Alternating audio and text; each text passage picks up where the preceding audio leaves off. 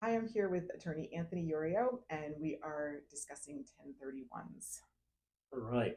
First thing to know about 1031 exchanges is that we are going to take our current investment property, and if there's a capital gain event there, we're going to use that money to reinvest in another property. And one of the first goals we look at is whether or not we're getting a better return on investment.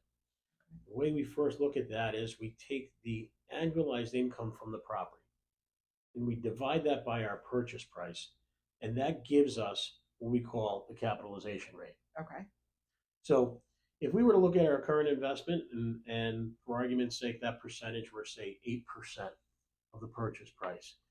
If we can get out of that property and avoid paying taxes on the capital gain that would be created, because presumably we're profiting from this sale, and invest all of that money, 100% of it, Okay. into another property Okay. that produces more monthly income than the current investment, that's your very first reason for doing a 1031 exchange.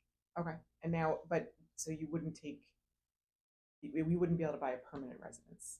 You could not do it with a permanent residence. You couldn't do it with your principal residence, more Sorry, specifically. that's It would have to be an investment property, something that was non-owner occupied. But that is really the power behind a 1031, because in a typical example, say you had $150,000 worth of gain, you might pay upwards of 21 to 27% capital gains on that profit from that property, right. and you can reinvest all of that money into a more valuable piece of property with a better monthly return on your investment.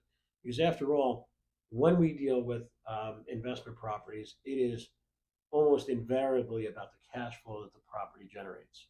If you had $100,000 to put into stocks and bonds and it would produce 5 or 7%, and you had the ability to get out of a particular stock or a bond that produced 10%, in a tax-free transfer, any investor would do that. Real estate is no different. 1031 exchange is the vehicle to do that with real property. Okay. And I'd like you to follow Anthony Urio or contact me, and I'll put you in touch with him because it is good information for our investors out there.